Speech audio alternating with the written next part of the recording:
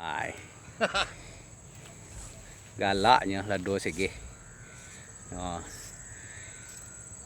Bilo panen hari Selasa ya. Bisu panen perdana lah. Ya. Keluar lah di kabar ada balik kan. Ayo. Keluar ko. Nah, baraja orang. Apa sih nama pupuknya? Oh banyak macam ni Pak. Ha.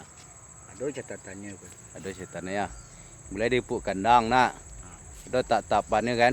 Ada tatapan. Itu banyak subur lah do.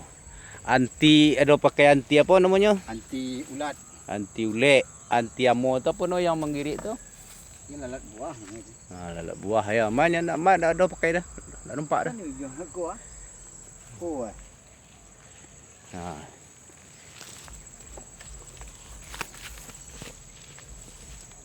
Ke anti ke apa lem cherry ya.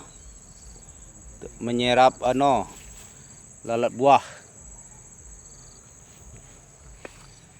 Berapa kilo sapa kali panen kau at? Panen biasanya rata-rata. Rata-rata kalau 50 kilo, 60 kilo. 50 60 kilo ya, lawe. Lawe ada perkiraan 20.000 tampang. 2000. 3.000 tampang. 3.000 tampang dipanennya 2 kali seminggu sekali panen. Berapa tadi?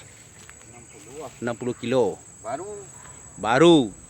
Kalau sampai habis agak 40 juta.